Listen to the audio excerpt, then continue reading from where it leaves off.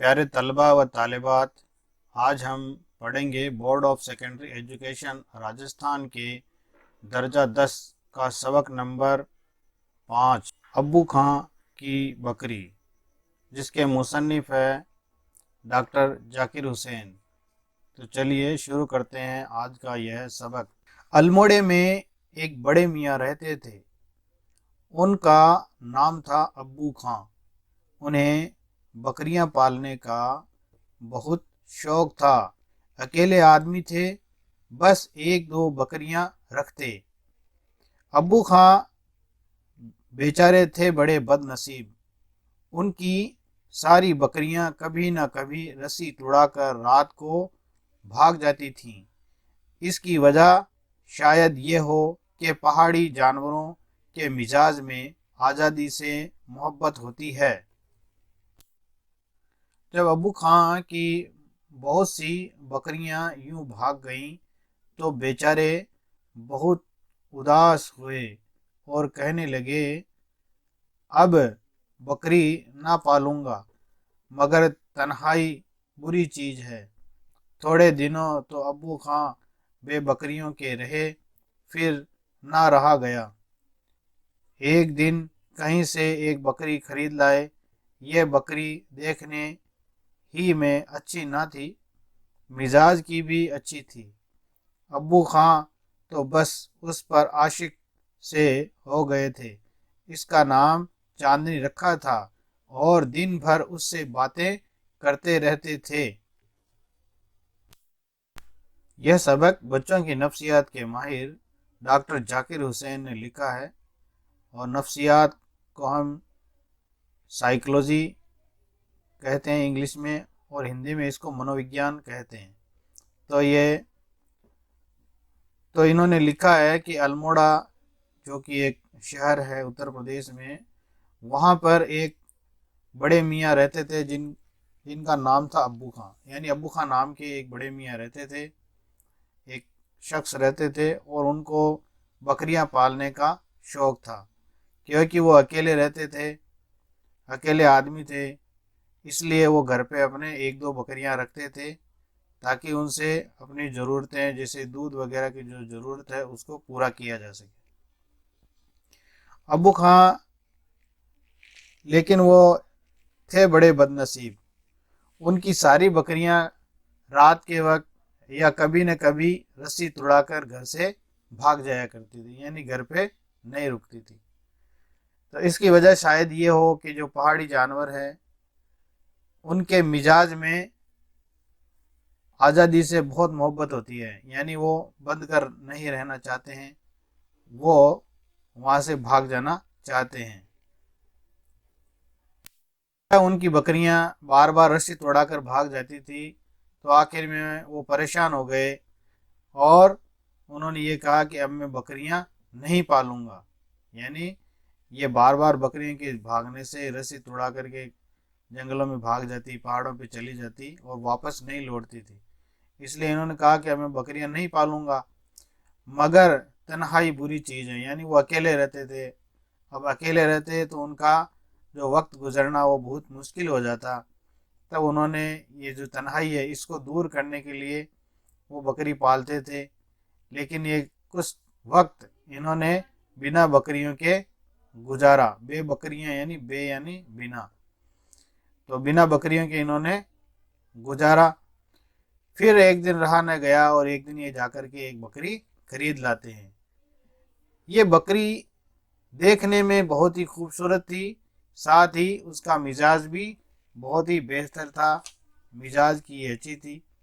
तो अब्बू खां तो बस उस पर आशिक हो गए और उन्होंने उनका उसका नाम रख दिया चांदनी। उन्होंने अपनी बकरी का नाम भी रख दिया चांदनी, और उससे वो बकरी से बातें करने लगे।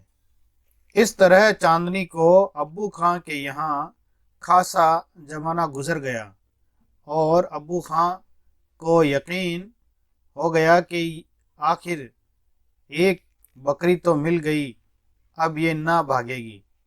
मगर अब्बू खां धोखे में थे। आज़ादी की ख्वाहिश इतनी आसानी से दिल से नहीं मिटती। एक दिन सुबह सुबह चांदनी ने पहाड़ की तरफ नजर की। मुंह जुगाली की वजह से चल रहा रिया था रुक गया और चांदनी ने कहा, वो पहाड़ की चोटियां कितनी खूबसूरत हैं, वहाँ की हवा और यहाँ की हवा का क्या मुकाबला। फिर वहाँ उछलना कूदना, ठोकरें खाना और यहाँ हर वक्त बंधे रहना। अगर दिन में 8 पहर ये कमबख्त रस्सी ऐसे घरों में गधे और खच्चर भले चुग लें, हम बकरियों को ज़रा बड़ा मैदान चाहिए।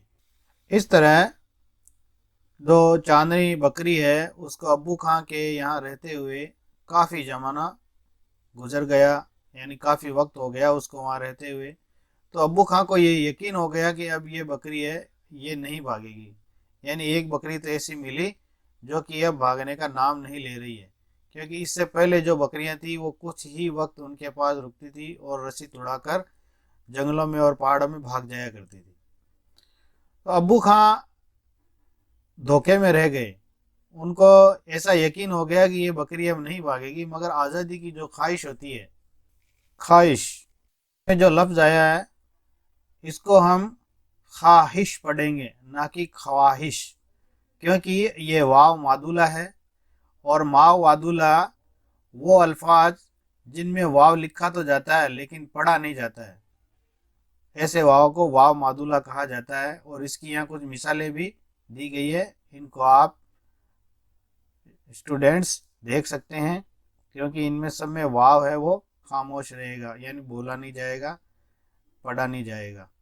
तो जो आज़ादी की ख्वाहिश होती है वो दिल से इतनी जल्दी नहीं जाती है, क्योंकि हम किसी को बहुत लंबे वक्त तक गुलाम बनाकर नहीं रख सकते। तो एक दिन ऐसे ही हुआ, सुबह का वक्त था और चांदनी ने मुंह ऊपर करके पहाड़ की तरफ देखा और उसका मुंह जुगाली कर रहा था, क्योंकि चौपाई होते हैं वो जुगाली करते हैं, यानी पहले जल्दी जल्दी चारा खा लेते हैं और बाद में निकाल कर उसको अच्छे से चबा कर वापस निकलते हैं। तो जुगाली कर रही थी, मुंह चल रहा था और मुंह एकदम से उसका रुक गया और पहाड़ की खूबसूरत चोटियों की तरफ उसका ध्यान चला गया और वहाँ की हवा और यहाँ की हवा का वो अपने दिल में सोचने लगी कि क्या मुकाबला है, यहाँ की गंदी सड़ी हुई हवाएं और वहाँ की ताज़ा और खुशबूदार हवाएं। फिर वहाँ उछलना कूदना ठोकरें खाना पहाड़ों पर और यहाँ पर हर वक्त बंधे रहना, यानी जो चारा जैसा मिला वही रूखा सूखा खाओ और वहाँ अपनी आज़ादी से हम कुछ अच्छा खा सकते हैं। और गर्दन में यह 8 पैर यानी सुबह शाम रात दिन ये गले में कमबख्त रस्सी पड़ी रहती है, इसने हमारी आज़ादी को ख़त्म कर दिया है। तो ऐसे घरों में गधे और खच्चर ही लगते हैं जो कि दाना चुगते हैं, यानी चारा खाते हैं, घरों में रस्सी से बंधे हुए रहते हैं और काम के लिए उनको उनका मालिक लेकर चला जाता है। तो ऐसी रस्सियों से गधे और खच्चर ही बंधे हुए अच्छे लगते हैं। बकरियों को तो थोड़ा बड़ा मैदान चाहिए, ऐसा उसने अपने मन में सोचा कि यहाँ से अब हमें यहाँ से आज़ादी हासिल करनी है और यहाँ से निकलना है। इस ख्याल का आना था कि चांदनी अब वो पहली सी चांदनी ना थी, ना उसे हरी हरी घास अच्छी लगती थी, ना पानी मज़ा देता था। रोज़ बरोज़ दुबली होने लगी, दूध घटने लगा।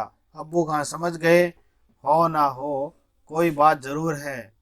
एक सुबह जब अब्बू खां ने दूध दूह लिया तो चांदनी ने उनकी तरफ मुंह फेरा और अपनी बकरियों वाली ज़बान में कहा, अब्बू खां मियाँ, मैं अब तुम्हारे पास रहूँगी तो मुझे बड़ी बीमारी हो जाएगी, मुझे तो तुम पहाड़ ही में चला जाने दो।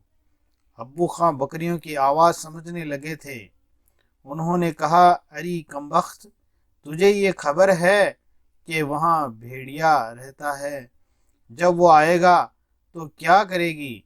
चांदनी ने जवाब दिया, अल्लाह ने 2 सींग दिए हैं, उनसे उसे मार दूंगी। तो जब बकरी ने देखा तो उसके दिमाग में वहां से आज़ाद होने का और भागने का ख्याल आया। इस ख्याल के आते ही वो चांदनी अब पहले जैसी चांदनी नहीं रही थी, जो कि खूंटे से बंधे रहना पसंद करती थी।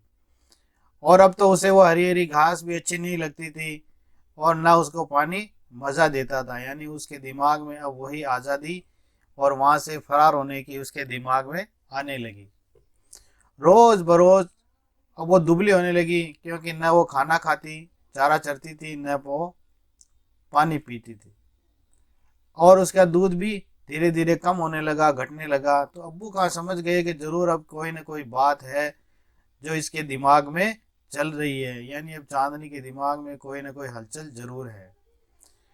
तो एक सुबह जब अब्बू खां चांदनी का दूध निकाल रहे थे, तब चांदनी ने उनकी तरफ मुंह फेरा और अपनी बकरियों वाली आवाज़ में कहा कि अब मैं तुम्हारे पास में नहीं रहने वाली। यानी उसने अपने मन में इस तरह के जो ख्यालात थे वो आए और अब्बू खां की तरफ उसने देखते हुए ऐसा लगा, ऐसा मालूम हुआ कि वो अब्बू खां को कह रही है कि अब वो दिन नहीं रहे, अगर मैं यहाँ रहूँगी तो मुझे बड़ी बीमारी हो जाएगी। इसलिए बकरी ने उनको कहा कि मन ही मन में कि अब मैं पहाड़ पर चले जाना चाहती हूँ। अब्बू खां को काफ़ी अरसे से, काफ़ी ज़माने से वो बकरियां पाल रहे थे, तो उन्होंने उस बकरी की जो बात है उसको समझ लिया कि ये क्या कहना चाह रही है। फिर उन्होंने भी कहा कि अरे कमबख्त, तुझे क्या खबर है कि जंगल में और पहाड़ों पर भेड़िए रहते हैं। वो भेड़िए तुम्हें मार डालेंगे और मारकर तुझे खा जाएंगे। इसलिए फिर चांदनी ने भी मन में उसका जवाब दिया कि वे अब्बू खां क्या सोच रहे हैं। तो उसने कहा कि अल्लाह ने मुझे 2 सींग दिए हैं, इससे मैं उस भेड़िए को मार दूंगी। अब्बू खां ने कहा, या अल्लाह, ये भी जाती है, मेरी बकरी और इस कमबख्त भेड़िए के पेट में जाएगी, मगर नहीं, नहीं, तेरी मर्जी के खिलाफ तुझे बचाऊंगा। अब्बू खान ने चांदनी को एक कोठरी के कोने में बंद कर दिया और ऊपर से जंजीर चढ़ा दी, मगर गुस्से में कोठरी की कड़ी की खिड़की बंद करना भूल गए। इधर उन्होंने कुंडी चढ़ाई, उधर चांदनी खिड़की में से अचानक उचक कर ये जा वो जा। चांदनी पहाड़ पर पहुंची तो उसकी की खुशी का क्या पूछना था। पहाड़ पर पेड़ उसने पहले भी देखे थे, लेकिन आज उनका और ही रंग था। उसे ऐसा मालूम होता था कि सब के सब खड़े हुए उसे मुबारकबाद दे रहे हैं कि फिर हमसे आ मिली। फिर अब्बू खान ने कहा कि या अल्लाह, ये भी जाती है। यानी वो बकरियों की ज़बान समझने लगे थे, काफ़ी ज़माने से बकरियां उनके पास में थी। मेरी बकरी और कमबख्त ये भी उस भेड़ी के पेट में चली जाएगी। तो अब्बू खान ने चांदनी को वो भागने जाए इसलिए उसको पकड़कर एक कमरे के अंदर बंद कर दिया, कोठरी में बंद कर दिया एक, और ऊपर से जंजीर चढ़ा दी और उसके सांकल या कुंडी लगा करके उसको बंद कर दिया। मगर वो इतने गुस्से में थे कि उसके अंदर जो कमरे में या कोठरी में जो खिड़की थी उसको बंद करना भूल गए। इधर उन्होंने कुंडी चढ़ाई और उधर चांदनी खिड़की में से उचक करके बाहर भाग गई। ये जा और वो जा, यानी वो वहां से निकली और भाग गई। चांदनी पहाड़ पर पहुंची तो उसकी खुशी का कोई ठिकाना नहीं था। आज वो बहुत ही ज़्यादा खुश थी कि पहाड़ तो उसने पहले भी देखे थे, लेकिन आज उनका रंग और ही था। यानी पहाड़ों पे वो पहले भी रही थी, लेकिन आज क्योंकि क्योंकि वो आज़ाद थी, उसके गले में रस्सी नहीं थी, वो कहीं से उसके ऊपर कोई बंधन नहीं था, इसलिए उसको बहुत ही खुशी हो रही थी। और ऐसा उसको लग रहा था कि सारे जो यहाँ पर पेड़ हैं, दरख्त है, वो उसको मुबारकबाद दे रहे हैं। वहाँ के पेड़ है, वहाँ की जो हरियाली है, वहाँ के जो पहाड़ हैं, जंगल है, वो सब उसको मुबारकबाद दे रहे हैं कि तुम हमसे वापस आकर के मिल गई हो। चांदनी के लिए यह दिन भी अजीब था। दोपहर तक उछली कूदी कि शायद सारी उम्र में इतनी ना कूदी होगी।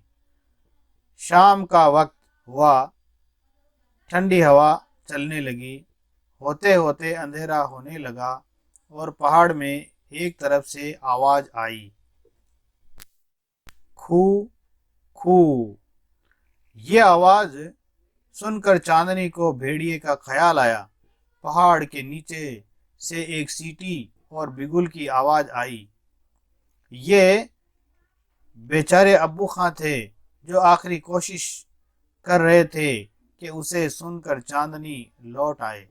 चांदनी के जी में कुछ तो आई कि लौट चलें, लेकिन उसे खूंटा याद आया, रस्सी याद आई, कांटों का घर याद आया।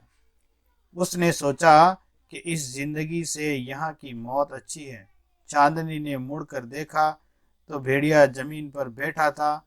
उसने अपना सर झुका लिया, सींग आगे किए और पेतरा बदलकर भेड़िए के मुकाबिल आई कि बहादुरों को यही काम है।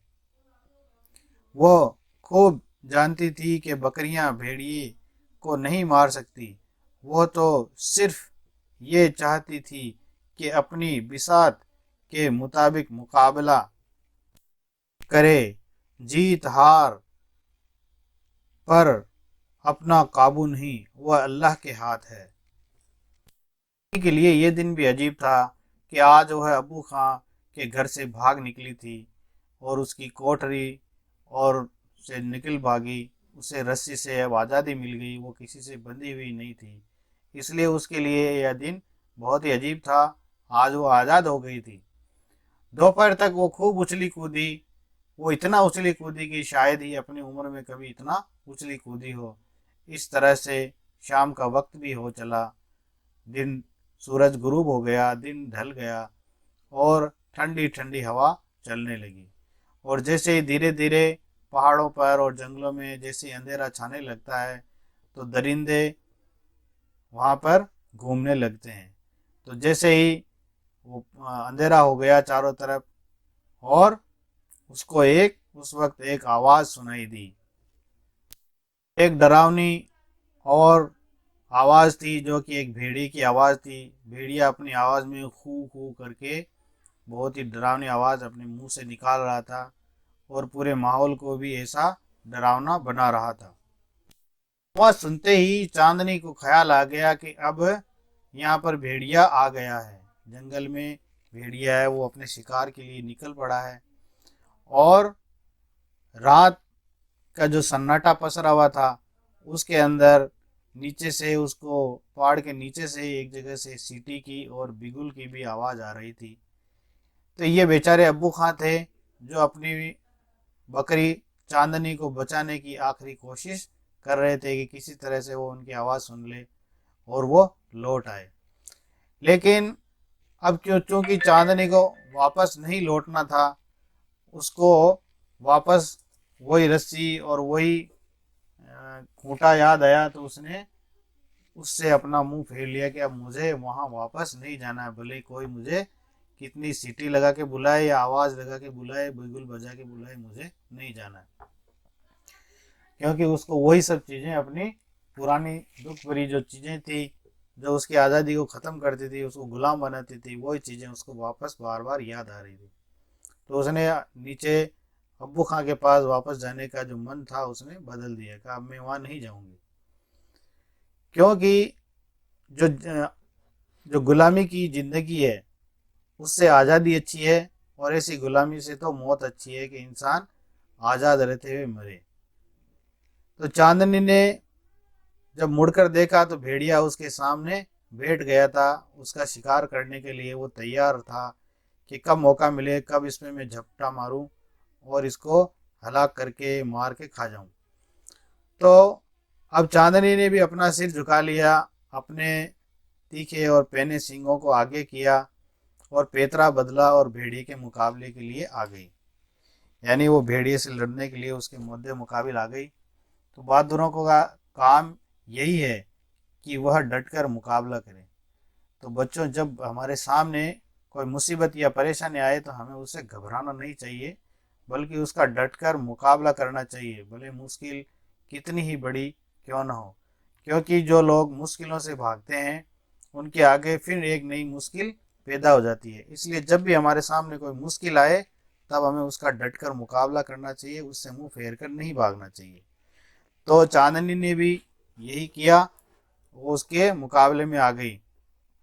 वो ये भी जानती थी कि बकरियां भेड़िए का मुकाबला नहीं कर सकती, क्योंकि भेड़िए के नुकीले लंबे दांत होते हैं और लंबे नाखूनों में उसके पंजे होते हैं, तो इनसे वो उसका मुकाबला नहीं कर सकती।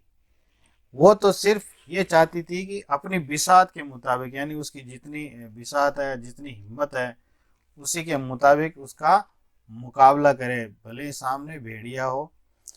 जीत और हार पर अपना काबू नहीं है, क्योंकि जीत और हार सिर्फ अल्लाह के हाथ में है।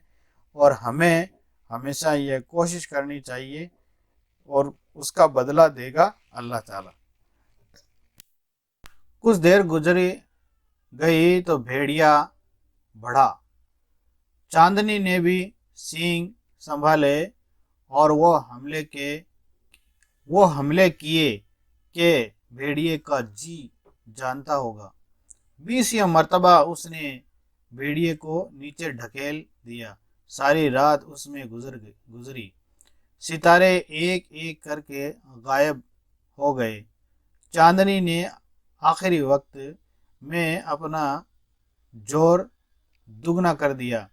भेड़िया भी तंग आ गया था कि दूर से एक रोशनी दिखाई दी। एक मुर्ग ने कहीं से बांग दी।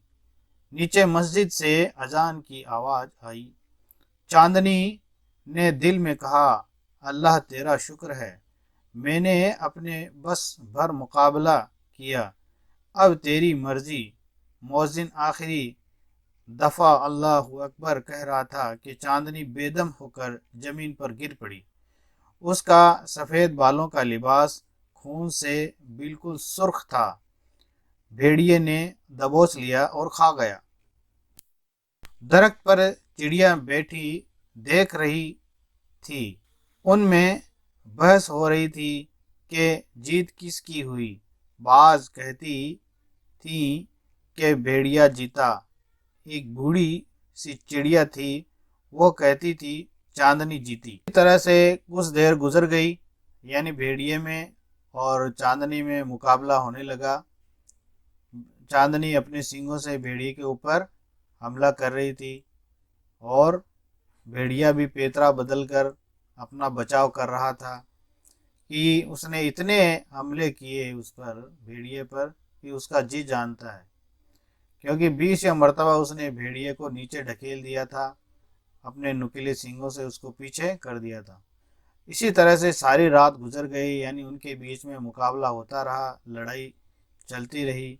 सितारे एक एक करके गायब होते रहे, डूबते रहे, यानी रात का वक्त निकलता गया और दिन का जो वक्त है, सवेरा जो है होने को आया। चांदनी ने भी आखिरी वक्त में अपना जोर दुगना कर दिया, यानी बहुत ही शिद्दत से और बहुत तेजी से और बहुत जोरदार उस पर हमला करने लगी। भेड़िया भी आखिर उससे तंग आ गया था, और उतने में एक रोशनी सी दिखाई दी, यानी सुबह का वक्त हो गया, फजर का वक्त हो गया था। तो कहीं से एक मुर्गे ने बांग दी। मुर्गा जो सुबह उठ करके कुकड़ू की अपनी आवाज़ निकालता है, उसको बांग कहते हैं। उसने बांग दी, और नीचे कोई मस्जिद थी, वहाँ से अजान की आवाज़, अल्लाह अकबर की आवाज़ें और सदाएं फिज़ा में गूंजने लगी थी। चांदनी ने दिल में क्या कहा कि ए अल्लाह तेरा शुक्र है कि मैंने इससे अपनी बिसात भर, यानी जितनी मेरी ताकत थी उतना मैंने इससे मुकाबला किया, जितनी मेरी हिम्मत थी उसके मुकाबले, उससे के मुताबिक मैंने इससे मुकाबला किया, इसका डटकर मैंने सामना किया। अब तेरी मर्जी है, यानी अब जो तू चाहेगा वो होगा। यानी या तो ये भेड़िया जिंदा रहेगा या मैं रहूँगी। मुअज्जिन, मुअज्जिन यानी अजान देने वाला, मस्जिद में जो अजान देता है वो मुअज्जिन ने आखिरी दफ़ा जब कहा अल्लाहु अकबर कह ही रहा था कि चांदनी है वो बेदम होकर ज़मीन पर गिर गई। यानी वो इतने उसने डटकर उसके मुकाबला किया कि आखिर में वो गिर गई। और उसका जो जो उसका लिबास था, यानी उसका जो बाल थे बदन पर सफ़ेद बाल जो थे, इसको सफ़ेद लिबास का वो पूरा का पूरा खून से सुर्ख हो गया। सुर्ख यानी लाल हो गया था, वो उसके खून से रंग गया। भेड़िए ने आखिरकार उस पर हमला किया, उसको दबोच लिया, उससे मार दिया और उसको खा गया। दरख्त पर यानी जो पेड़ पर बैठी हुई चिड़िया जो रात भर से उनका मुकाबला देख रही थी, उनकी लड़ाई को देख रही थी, तो उनमें ये बहस होने लगी कि इनमें से जीत किसकी हुई, यानी भेड़िए की जीत हुई या बकरी की, चांदनी की। यानी उसमें बाज कहती थी, कुछ चिड़ियों ने कहा कि भाई इसमें भेड़िया जीता, कुछ ने कहा चांदनी जीती। लेकिन एक जो तजुर्बेकार और होशियार जो बूढ़ी चिड़िया थी, उसने कहा कि इसमें जीत चांदनी की हुई है, क्योंकि चांदनी ने अपना अपने बिसात के से बढ़कर इस भेड़िए का, इस खूंखार दरिंदे का मुकाबला किया। तो इस सबक का जो पैगाम है वो यही है कि आज़ादी ना सिर्फ इंसानों को अजीज़ और प्यारी होती है, बल्कि जानवरों को भी यह बहुत ही अच्छी लगती है।